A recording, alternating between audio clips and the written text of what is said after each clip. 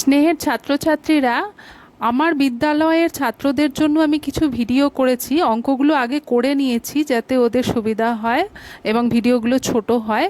তো সেগুলো আমি অন্যদের জন্য আপলোড করছি এখানে, যাতে অন্যদেরও এগুলো কাজে লাগে। সেই কারণে ভেদ হচ্ছে দুরকম, সরল ভেদ আর হচ্ছে ব্যস্ত ভেদ। এক্স ওয়াই দুটো চলরাশি, যদি এক্স যে অনুপাতে বাড়ে ওয়াইও সেই অনুপাতেই বৃদ্ধিপ্রাপ্ত হয়, তখন আমরা বলবো যে এক্স ওয়াই এর সাথে সরল ভেদে আছে। তো ব্যাপারটা কীরকম, ধরি যে একটি গাড়ি সে 30 কিলোমিটার যায় 1 ঘন্টায়। তো 30 কিলোমিটার ডিস্ট্যান্স বা দূরত্ব 30 কিলোমিটার, আর টাইম টি 1 ঘন্টা, 1 ঘন্টায় যাচ্ছে। তাহলে 60 কিলোমিটার সে যাবে, কতটা সময় নেবে? 2 ঘন্টা। 90 কিলোমিটার যেতে কতটা সময় নেবে? 3 ঘন্টা। তো প্রতি ক্ষেত্রে আমরা যদি ডি বাই টি করি, d by t distance by time, তো প্রতি ক্ষেত্রেই দেখব কি হচ্ছে, 30/1, 60/2, 90/3। তো প্রতি ক্ষেত্রে এটা হয়ে যাচ্ছে 30, বা এটা একটা ধ্রুবক হয়ে যাচ্ছে, প্রতি ক্ষেত্রেই সমান। তো এরকম যখন দুটো চলরাশির অনুপাত সবসময় ধ্রুবক হচ্ছে, তখন আমরা বলবো তারা সরল ভেদে আছে। তো কিভাবে লিখব? ডি ভ্যারিজ অ্যাজ টি, ভ্যারিজ অ্যাজ, এই যে ভ্যারিয়েশন ভেদের ইংলিশ, তো সেখান থেকে এসছে ডি ভ্যারিজ অ্যাজ টি।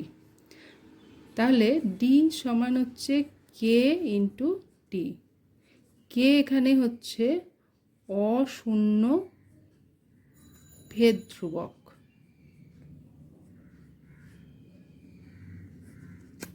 তাহলে কি বুঝলাম, যে একটা চলরাশি যেভাবে বাড়ছে, অন্য চলরাশিটিও তার সাথে সেই একই অনুপাতে যদি বৃদ্ধিপ্রাপ্ত হয়, তখন দেখা যাচ্ছে যে তাদের অনুপাত সবসময় ধ্রুবক। তো এই ধ্রুবকটাকে আমরা বলবো অশূন্য ভেদ ধ্রুবক। লিখতে হবে ব্র্যাকেটে কে গ্রেটার দ্যান 0, আর এভাবে এটাকে ডিনোট করব। এটা হচ্ছে সরল ভেদ। একই রকমভাবে আরও একটা বাস্তব উদাহরণ দিই। যেমন দুটো চলরাশি নিলাম, এ হচ্ছে এখানে কৃষকের সংখ্যা 10 জন, বি হচ্ছে এখানে জমির পরিমাণ। একটা নির্দিষ্ট সময়ে 12 বিঘা জমি চাষ করে। তাহলে 20 জন ওই একই নির্দিষ্ট সময়ে কত চাষ করতে পারবে? 24 বিঘা। তো এক্ষেত্রে কি হলো, লোক সংখ্যা বাই দিন সংখ্যা 10/12, 20/24। তো প্রতি ক্ষেত্রেই দেখা যাচ্ছে যে অনুপাতটা হচ্ছে ধ্রুবক, 5/6। তো আমরা বলতে পারি যে লোক সংখ্যা এবং জমির পরিমাণ এক্ষেত্রে সরল ভেদে আছে। এবার আসছি ব্যস্ত ভেদে। যে একটা দূরত্ব আছে নির্দিষ্ট ধ্রুবক, সেটা হচ্ছে 4 কিলোমিটার। তো আমি ধরে নিলাম যে একটা গাড়ি, তার গতিবেগ হচ্ছে 4 কিলোমিটার/ঘন্টা। তো এই নির্দিষ্ট দূরত্ব যেতে তার সময় লাগবে হচ্ছে 1 ঘন্টা। তো যখন স্পিড বা গতিবেগ হচ্ছে 4 কিলোমিটার/ঘন্টা, টাইম লাগছে 1 ঘন্টা। যখন স্পিডটা আমি বাড়িয়ে 8 কিলোমিটার/ঘন্টা করছি, তখন টাইম কত লাগবে? কমে যাবে, আধ ঘন্টা। আর যখন এই গতিবেগটা আরও বাড়াচ্ছি, 16 কিলোমিটার/আওয়ার করছি, তখন সময় যেটা সেটা আরও কমে যাবে, 1/4।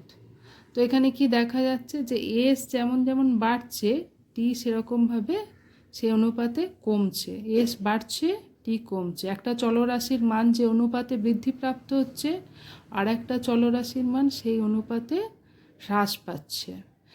আর দুই ক্ষেত্রেই আমরা দেখতে পাচ্ছি তিনটে ক্ষেত্রেই যে S1T1 মানে স্পিড অ্যান্ড টাইম গুণ করলে তিনটে ক্ষেত্রেই হয়ে যাচ্ছে ধ্রুবক বা 4।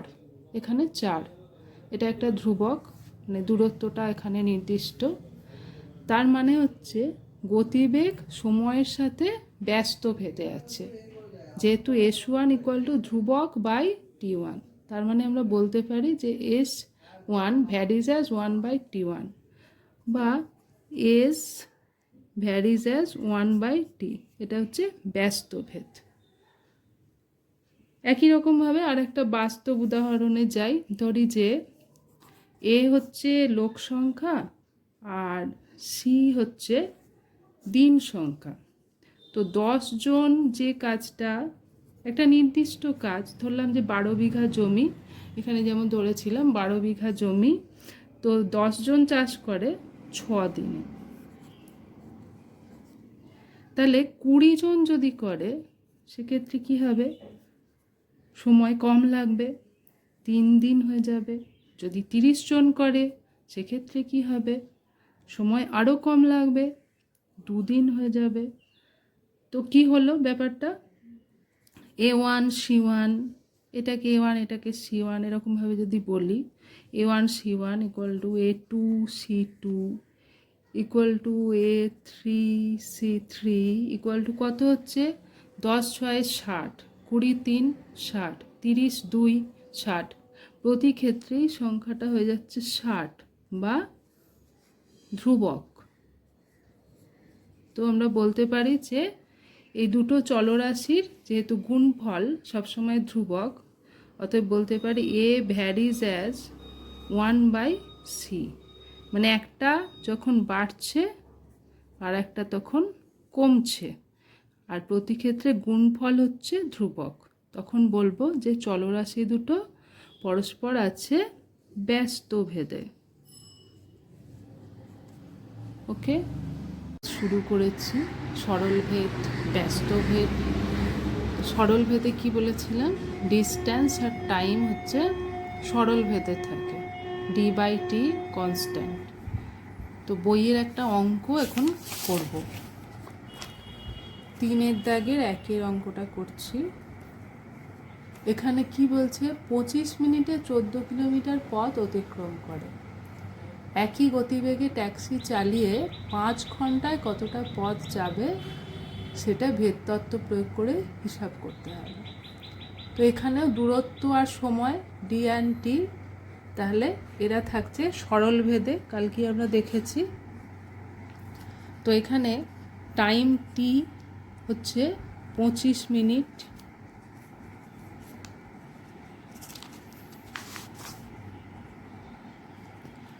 আর দূরত্ব D এখানে হচ্ছে, ডিস্টেন্স হচ্ছে 14 কিলোমিটার। তো আমরা জানি যে T ভ্যারিজ অ্যাজ D, বা কি লিখতে পারি? T/D = K। K যেখানে অশূন্য ভেদ ধ্রুবক।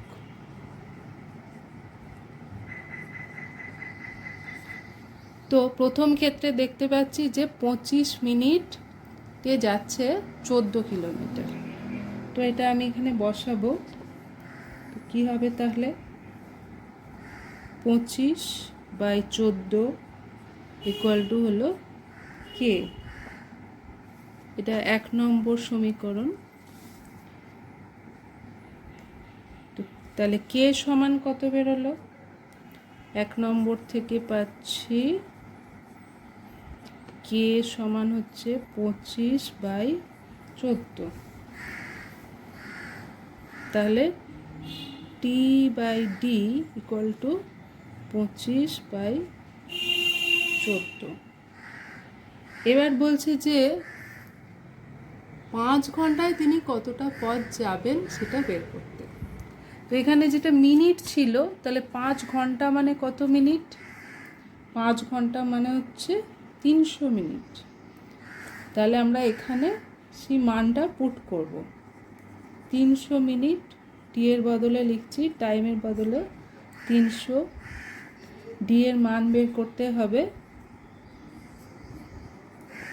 এখানে লিখে দিতে হবে যেহেতু 5 ঘন্টা সমান 300 মিনিট, বা ডি সমান তাহলে কত হচ্ছে 300 ইন্টু 14/25। তো 25 যদি কাটি 60, 5, 12, আর 14 আর 12 গুণ করলে হবে 168। তাহলে সমবেগে গেলে, মানে যেখানে স্পিড হচ্ছে কনস্ট্যান্ট, সেখানে সমবেগে গেলে ট্যাক্সিটি 5 ঘন্টায় যাবে, উত্তর 168 কিলোমিটার যাবে। 168 কিলোমিটার যাবে 5 ঘন্টায়। একটা সরল ভেদের অঙ্ক করালাম, এবার করাবো একটা ব্যস্ত ভেদের অঙ্ক। 3 দাগে 2 অঙ্কটা যেন 24 জন শিশুর মধ্যে 1 বাক্স সন্দেশ সমান ভাগে ভাগ করছে, প্রত্যেকে 5টা করে পাচ্ছে। তো আমরা এখানে কি দেখতে পাচ্ছি, শিশুর সংখ্যা যদি বাড়ে তাহলে প্রত্যেকে যে সংখ্যক সন্দেশ পাচ্ছিল সেটা কি পাবে না, কম পাবে। এটা বাড়লে ওটা কমবে। তাহলে এখানে সম্পর্কটা হচ্ছে ব্যস্ত, মানে এখানে ভেদ সম্পর্কটা হচ্ছে ব্যস্ত ভেদ। তো আমি এখানে আগে থেকেই লিখে রেখেছি যাতে ভিডিওটা একটু ছোট করা যায়। শিশুর সংখ্যা হচ্ছে x জন ধরলাম, আর প্রত্যেকের পাওয়া সন্দেশের সংখ্যা হচ্ছে yt। যেহেতু মোট সন্দেশের সংখ্যাটা নির্দিষ্ট ধ্রুবক আছে, তাহলে যেহেতু ব্যস্ত ভেদে রয়েছে x ভ্যারিজ অ্যাজ 1/y, অতএব xy = k হচ্ছে অশূন্য ভেদ ধ্রুবক। তো আমরা দেখলাম যে 24 জন হচ্ছে শিশুর সংখ্যা, মানে x সমান 24 দেওয়া আছে আর y সমান 5 দেওয়া আছে। তো এই 1 নম্বর সমীকরণে xy এর মানগুলো বসাবো। তো 24 × 5 সমান হচ্ছে k, বা k এর মান কত হয়ে গেল না 120। k এর মান পেলাম 120। এবার 1 নম্বর সমীকরণে এই k এর মানটা বসিয়ে দেবো। তাহলে 1 নম্বর সমীকরণে বসিয়ে পাই 1 নম্বরে k এর মান বসিয়ে পাই কি পাবো না xy = 120। তো দ্বিতীয় ক্ষেত্রে কি বলেছে, যদি শিশুর সংখ্যা 4 জন কম হয়, যদি শিশুর সংখ্যা 4 জন কম হতো তাহলে প্রত্যেকে কতগুলো করে পেত। তো 4 জন কম হলে আগে কতজন ছিল না 24 জন ছিল। তাহলে এখন x এর মানটা হচ্ছে 24 - 4 মানে হচ্ছে 20। x এর মান হচ্ছে 20। তো x এর মান এখানে বসিয়ে দিচ্ছি, 20 × y সমান হচ্ছে 120, বা y সমান হচ্ছে 120/20 সমান হচ্ছে 6। তাহলে নির্ণেয় সন্দেশের সংখ্যা হচ্ছে 6টি।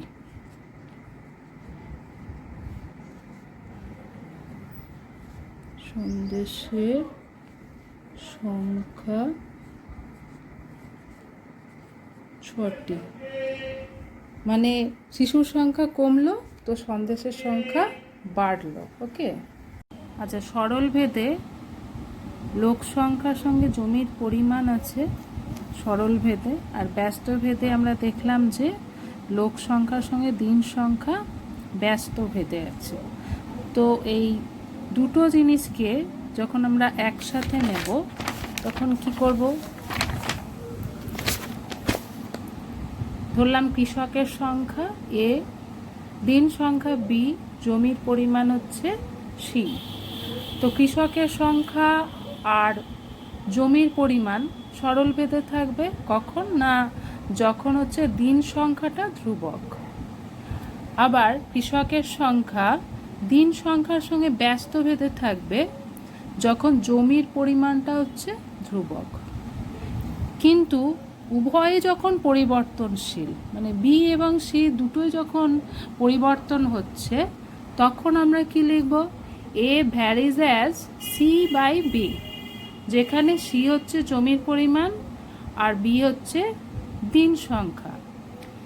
এবার এই ভেদের চিহ্ন, ভ্যারিজের চিহ্নটা তুলে আমরা যখন সমান চিহ্ন করব, তখন কি করব?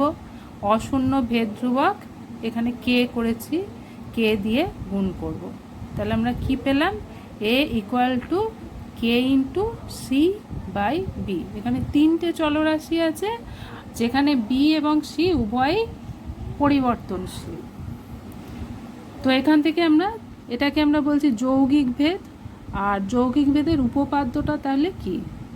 সেটা হচ্ছে এক্স ওয়াই জেড তিনটে চল এরূপ যে এক্স ভ্যারিজ অ্যাজ ওয়াই যখন জেড ধ্রুবক, আবার এক্স ভ্যারিজ অ্যাজ জেড যখন ওয়াই ধ্রুবক।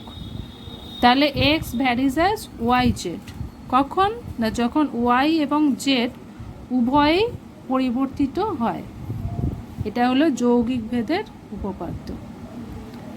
তো যেরকম আমি উদাহরণটা দিলাম বই থেকে একটা অঙ্ক, ঠিক একই রকমভাবে অঙ্কটা আছে। দেখি কি আছে 8 নম্বর অঙ্কটা বইয়ের। ধরা যাক কৃষকের সংখ্যা এ, জমির পরিমাণ বি, দিন সংখ্যা সি। এখানে আমি একটু চেঞ্জ করেছি, দিনের সংখ্যার জমির পরিমাণটা বি আর সি ধরেছিলাম, এখানে সি আর বি ধরেছি। তো এখন আমরা একটু আগে দেখলাম এখানে তাহলে কি লিখতে পারি? যৌগিক ভেদ অনুযায়ী A varies as B by C, বা A equal to K into B by C, K যেখানে হচ্ছে অশূন্য ভেদ ধ্রুবক। এবার আমি মানগুলো বসাচ্ছি। বইতে বলা আছে যে 15 জন কৃষক, এখানে বলছে 18 বিঘা জমি 5 দিনে চাষ করে। তো মানগুলো বসালাম। কে এর মান পেলাম এখান থেকে হচ্ছে 25/6। কে এর এই যে মানটা, এটা আমি এখন 1 নম্বর সমীকরণ, যে সম্পর্কটা 1 নম্বর সমীকরণে বসাবো। তাহলে আমি পাচ্ছি A equal to 25/6 into B by C. এখন পরে দেওয়া আছে যে এ 10 আর বি যদি 12 হয় তখন দিন সংখ্যা কত হবে? তো 10 আর 12 বসিয়েছি, সি এর মান হচ্ছে 5। তার মানে উত্তর হচ্ছে 10 জন কৃষক 12 বিঘা জমি 5 দিনে চাষ করবে। আচ্ছা, আর একটা অঙ্ক, এটা হচ্ছে 4-এর দাগে 2-এর অঙ্ক বই থেকে। এটাও যৌগিক ভেদ। এখানে বলছে এক্স ওয়াই এর সঙ্গে সরল ভেদে আছে, কিন্তু এক্স জেড এর সাথে ব্যস্ত ভেদে আছে। তাহলে আমরা কি লিখতে পারি? X varies as Y by Z. অতএব X equal to K into Y by Z. K যেখানে হচ্ছে অশূন্য ভেদ ধ্রুবক। এখন মানগুলো দেওয়া আছে। এক্স এর মান দেওয়া ছিল 3, ওয়াই এর 4, জেড এর 5 বসালাম। কে এর মান পেয়েছি 15/4। এবার এই কে এর মানটা 1 নম্বরে বসিয়ে দেবো, 1 নম্বর যে সমীকরণ বসিয়ে দেবো। দিয়ে আমি পাচ্ছি যে x equal to 15/4 into Y by z. তো এখন দেওয়া আছে y equal to 16, z equal to 30। সেই মানগুলো এখানে বসালাম। তাহলে এক্স এর মান পেলাম 2। এক্স এর মান চেয়েছিল, এক্স এর মান হচ্ছে 2। আচ্ছা, 6-এর দাগের অঙ্কটা যাদের আটকেছে তাদের জন্য, X plus Y varies as x minus Y. অতএব X plus Y by X minus Y equal to K. K যেখানে হচ্ছে অশূন্য ভেদ ধ্রুবক। তাহলে 2x/2y হয়ে গেল। এখন আমরা এই কে প্লাস 1/k-1 এটা কিভাবে পেলাম? না যোগ ভাগ প্রক্রিয়ার দ্বারা, মানে লব প্লাস হর, লব মাইনাস হর। তো আমরা এখানে কে প্লাস 1/k-1 এটাকে k1 ধরে নিলাম। তাহলে x/y equal to k1। k1 হচ্ছে k+1/k-1। তো তো এখন এটাকে আমি এই যে তিনটে অঙ্কের আন্ডারে আছে 6 দাগের 1 2 3, এখানে আমি এটা প্রয়োগ করব যে X by Y equal to k1। তো X square plus Y square by X Y, X স্কোয়ারকে এক্স ওয়াই দিয়ে প্লাস ওয়াই স্কোয়ারকে এক্স ওয়াই দিয়ে ভাগ করলাম, তাহলে এক্স বাই ওয়াই হচ্ছে k1, R Y by x তাহলে কী হবে 1/k1 হবে, 1/k1, যেহেতু এটা ধ্রুবক তাহলে k1 প্লাস 1/k1 এটাও হবে অশূন্য ভেদ ধ্রুবক। তাহলে এটা যদি ধ্রুবক হয় আমরা বলতে পারি যে x square plus Y square varies as x y. 2 নম্বর অঙ্কটায় কি বলেছে এক্স বাই ওয়াই তার হোল কিউব, তো x cube by y cube করলাম, এরপরে যোগ ভাগ প্রক্রিয়ার সাহায্যে x cube plus y cube x cube minus y cube, এখানে ব্র্যাকেটে লিখে দিবি যে যোগ ভাগ প্রক্রিয়া দ্বারা পাই, ঠিক আছে। তাহলে x plus y cube varies as x minus y cube, কারণ কি এটা হয়ে গেল ধ্রুবক। এরপর আসছি 3 নম্বরটা, এক্স প্লাস বিওয়াই আছে, নিচে আছে পিএক্স প্লাস কিউওয়াই।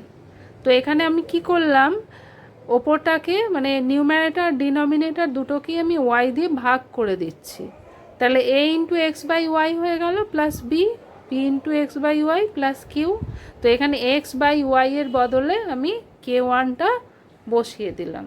তো এগুলো তো ধ্রুবক ছিল এ বি পি কিউ, আর k1টাও ধ্রুবক, তাহলে এটা হয়ে গেল অশূন্য ভেদ ধ্রুবক। এখন আমরা বলতে পারবো যে x plus b y varies as p x plus q y. 10 দাগের অঙ্ক দুটো করাচ্ছি। 9 দাগের অঙ্কটায় কি বলেছে গোলকের আয়তন গোলকের ব্যাসার্ধের ত্রিঘাতের সঙ্গে সরল ভেদে আছে। এরকম 3টে গোলক দেওয়া আছে, তাদের ব্যাসটা দেওয়া আছে, এই 3টে গোলককে গলিয়ে একটা নিরেট গোলক বানাতে হবে। তো নতুন যে গোলকটা তৈরি হবে তার ব্যাসের দৈর্ঘ্যটা বের করতে হবে। ধরে নেওয়া হচ্ছে যে গলাবার আগে এবং পরে আয়তন মানে মোট আয়তন একই থাকছে। তো প্রথমেই ধরে নিচ্ছি যে বড় যে গোলকটা হবে তার আয়তন হচ্ছে ভি, বা নর্মালি গোলকের আয়তন ভি ধরলাম, গোলকের ব্যাসার্ধ ধরছি আর। তো কি দেওয়া ছিল আয়তন ভ্যারিজ অ্যাজ ব্যাসার্ধের কিউব বা R cube, V varies as R cube বা V equal to K into R cube, K হচ্ছে অশূন্য ভেদ ধ্রুবক। তো 3টে গোলকের ব্যাসার্ধ বের করে নিই, ব্যাস দেওয়া ছিল 2 দিয়ে ভাগ করে ব্যাসার্ধগুলো বের করে নিলাম। তো গোলক 3টের আয়তন যথাক্রমে ধরছি V1 V2 এবং V3। তাহলে 1 নম্বর থেকে কি পাবো মানে v equal to k r cube, এটা 1 নম্বর। এই 1 নম্বর থেকে কি পাবো V1 কে ইন্টু 3/4 এর হোল কিউব, একই রকমভাবে V2 পাবো, V3 পাবো। তাহলে V1 plus V2 plus V3 হচ্ছে এটা যোগ করলে এটা হবে কে ইন্টু 6/4 তার হোল কিউব। তাহলে V equal to K into 6/4 তার হোল কিউব। এবার আমি যদি ধরি যে বড় গোলকটির আয়তন হচ্ছে capital V, V1 V2 V3 ছোটোগুলো ধরেছিলাম, তাহলে আমরা এখানে কি পাচ্ছি না 6/4 হয়ে গেল যে নতুন যে গোলকটা তৈরি হবে তার ব্যাসার্ধ 6/4 বা 3/2। তাহলে ব্যাস কত হবে ব্যাস হবে 2 ইন্টু 3/2, 3 মিটার পেয়ে গেলাম। নতুন গোলকের ব্যাস হলো 3 মিটার। আচ্ছা 10 নম্বরটা, 10 নম্বর অঙ্কটায় কি বলছে যে দুটি চলের সমষ্টি, ওয়াই হচ্ছে দুটি চলের সমষ্টি যার মধ্যে একটি চলরাশি এক্স এর সঙ্গে সরল ভেদে আছে আর অন্যটা এক্স এর সঙ্গে ব্যস্ত ভেদে আছে। তো ধরে নিলাম y equal to m plus n, m varies as x, n varies as 1/x। তো এম ইকুয়াল টু k1x ধরলাম, এন ইকুয়াল টু k2x ধরলাম, k1 k2 যেখানে অশূন্য ভেদ ধ্রুবক। তাহলে আমরা কি পাচ্ছি y equal to k1x plus k2/x। এখন দেওয়া ছিল যে x সমান 1 হলে y এর মান হচ্ছে -1, এটা বসালে এই 1 নম্বর সমীকরণে বসালে আমরা পাচ্ছি k1 plus k2 equal to -1। আবার দেওয়া ছিল x ইকুয়াল টু 3 হলে y ইকুয়াল টু 5 হবে, তাহলে 3k1 plus k2 by 3 equal to 5। তো এবার দুটো সমীকরণ পেলাম। 1 নম্বর, এখানে 1 নম্বরটা ধরেছিলাম, এটা 2 নম্বর, এটা 3 নম্বর। তো 2 আর 3 অপনয়ন পদ্ধতিতে সমাধান করছি। তার জন্য কি করতে হবে না, 2 নম্বর সমীকরণটাকে 3 দিয়ে আমি গুণ করেছি। এখানে যেহেতু আমি ভিডিওতে করছি সংক্ষেপে দেখাচ্ছি। তো 3 দিয়ে গুণ করলে 3k1 বিয়োগ হলে কেটে যাচ্ছে। তো আমরা k2 এর মান পাচ্ছি হচ্ছে -10। 2 নম্বর সমীকরণ যেটা ছিল অর্থাৎ কিনা k1 plus k2 equal to -1, সেখানে যদি k2র মানটা বসিয়ে দিই তাহলে পেয়ে যাব k1 ইকুয়াল টু 2। দেন আমি যদি সমীকরণে বসাই তাহলে কি হবে, y equal to 2x minus 3/x। x এবং y দিয়ে যে সমীকরণ বা সম্পর্ক। 13 অঙ্কটা যাদের আটকে ছিল তাদের জন্য, চোঙের আয়তন ভূমির ব্যাসার্ধের দৈর্ঘ্যের বর্গের এবং উচ্চতার সঙ্গে যৌগিক ভেদে আছে। এখানে ব্যাসার্ধ দুটোর অনুপাত দেওয়া আছে আর দুটো চোঙের উচ্চতার অনুপাত দেওয়া আছে। এবার বলছে ওদের আয়তনের অনুপাতটা বের করতে হবে। তো আমি ধরে নিচ্ছি যে চোঙের আয়তন ভি ঘন একক, ব্যাসার্ধ ভূমির ব্যাসার্ধ r একক, উচ্চতা h একক। তাহলে ভি ভ্যারিজ অ্যাজ r²h, কারণ আমরা জানি যে চোঙের আয়তন πr²h। তো সেখান থেকে পাই তো ধ্রুবক, তো V equal two k into r²h, কে যেখানে হচ্ছে অশূন্য ভেদ ধ্রুবক। তো এখন ধরে নেব যে চোঙ দুটোর ব্যাসার্ধ যথাক্রমে, যেহেতু 2:3 অনুপাত দেওয়া ছিল 2m এবং 3m, কারণ অনুপাত দেওয়া থাকলে আমরা একটা কোনো ধ্রুবক দিয়ে ওটাকে গুণ করে ধরে নিই। আর উচ্চতার দেওয়া ছিল অনুপাত 5:4, তাই জন্য 5n আর 4n একক ধরেছি। আর আয়তন ধরলাম দুজনের v1 ও v2 ঘন একক। তাহলে 1 নম্বর সমীকরণে যদি বসাই, 1 নম্বর থেকে কি পাচ্ছি, v1 equal to k into r² বদলে 2m² আর ইন্টু 5n উচ্চতা, v2র ক্ষেত্রেও তাই 3m² 4n। এবার v1 বাই v2 অনুপাতটা করছি, তো k ইন্টু 2m এর হোল স্কোয়ার 4m², এগুলো কিছু বলার নেই। তো এখানে কাটাকুটি হয়ে যাবে, হলে এটা হয়ে যাবে 5/9। চোঙ দুটোর আয়তনের অনুপাত হয়ে গেল 5:9। 4এরটা আর 5এরটা আমি এখানে করাচ্ছি। তো 4এর দাগেরটায় বলা ছিল x ভ্যারিজ অ্যাজ y²। এখানে x এর মান দেওয়া আছে আর y এর মান দেওয়া আছে, মানগুলো বসিয়ে দিলে আমরা পাবো যে k এর মান হচ্ছে হাফ। এবার k এর মান সমীকরণে বসিয়ে দিলে x equal to half y²। এখন বলছে x ইকুয়াল টু 32 হলে তখন y এর ধনাত্মক মানটা বের করতে বলেছে। তা y² ইকুয়াল টু 64, রুট করলে +-8 হতো, কিন্তু যেহেতু ধনাত্মক মান বলেছে তো y ইকুয়াল টু 8 হবে। তাহলে অ্যান্সার হচ্ছে বি। এটা এমসিকিউ ছিল। আচ্ছা, 16 দাগের এর 5এরটা, y minus z varies as 1/x, z minus x varies as 1/y, x minus y varies as 1/z। তো প্রতিটা ক্ষেত্রে আমরা 3টে ভেদ ধ্রুবক নিয়ে নিয়েছি, x into y minus Z equal to k1, একইভাবে k2 k3। তাহলে ভেদ ধ্রুবক 3টের যোগফল কত, যোগ করলে দেখা যাবে যে এগুলো কেটে যাবে, xy minus x z plus y z minus y x, এভাবে কেটে যাবে। তো এটা হয়ে যাবে 0, মানে অপশান এ। এবার 16 সি এর দাগের 3এরটা, এখানে বলে দেওয়া ছিল এক্স ভ্যারিজ অ্যাজ ওয়াই আর বলা ছিল এক্স ভ্যারিজ অ্যাজ জেড, তারপরে বলা আছে ওয়াই প্লাস জেড কী হবে বের করতে বলেছে। তো এক্স ভ্যারিজ অ্যাজ যদি ওয়াই হয়, একই রকমভাবে ওয়াই ভ্যারিজ অ্যাজ এক্স হবে, এটাও তাই। এক্স ভ্যারিজ অ্যাজ জেড, অতএব জেড ভ্যারিজ অ্যাজ এক্স। তো ওয়াই এর মান বেরোলো k1x আর জেডের মান বেরোলো K2x। তো এখানে লিখতে হবে K1 অশূন্য ভেদ ধ্রুবক, K2 অশূন্য ভেদ ধ্রুবক, তোরা লিখবি, আমি অতটা এখানে লিখলাম না। তাহলে y plus Z equal two হলো K1x plus K2x, K1 plus K2x। তাহলে কি হয়ে গেল, y plus Z varies as X, এইটা চেয়েছিল যে y plus Z varies as, এটা কি হবে। 17 দাগের একের অঙ্কটা কি বলছে, X varies as Y square এবং ওয়াই ইকুয়াল টু 2a যখন X equal to a, X ও ওয়াই এর মধ্যে সম্পর্ক নির্ণয় করতে বলছে। তো X varies as Y square, অতএব কি লিখতে পারি, X by Y square equal to K. এবার X equal two a, y equal to 2a, এটা দেওয়া ছিল, এটা এখানে বসিয়েছি। তাহলে কে এর মান আমরা কি পেলাম, 1/4a। এবার 1 নম্বর সমীকরণে বসালে আমরা পাবো x by Y square equal to 1/4a বা Y square equal two 4ax। এটাই হলো এক্স আর ওয়াই এর মধ্যে রিলেশন। আচ্ছা, এবার 5-এর অঙ্কটা, মাঝে 2, 3, 4 এগুলো খুব সহজ, তোরা পারবি, হোমওয়ার্ক থাকবে। যদি বি ভ্যারিজ অ্যাজ এ কিউব হয় এবং এর বৃদ্ধি হয় 2:3 অনুপাতে, তাহলে বি এর বৃদ্ধি কি অনুপাতে হবে সেটা বের করতে বলেছে।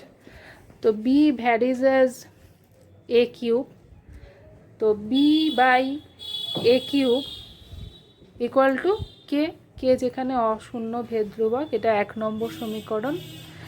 তো যখন এ ইকুয়াল টু 2p, 2:3 দিয়েছিল, তো 2কে আমি p ধ্রুবক দ্বারা গুণ করেছি, এ ইকুয়াল টু 2p, তখন 1 নম্বর থেকে কি পাবো না, b বাই 2p তার হোল কিউব ইকুয়াল টু কে, বা b ইকুয়াল টু কত পাচ্ছি না, 8kp কিউব। আবার যখন এ ইকুয়াল টু 3p, তখন 1 নম্বর থেকে কি পাচ্ছি না, b বাই 3p তার হোল কিউব ইকুয়াল টু কে। তাহলে B equal to 27kp cube. তাহলে এই দুটোর অনুপাত বের করতে বলেছে। তো এই দুটোর অনুপাত করলে কি হবে, 8:27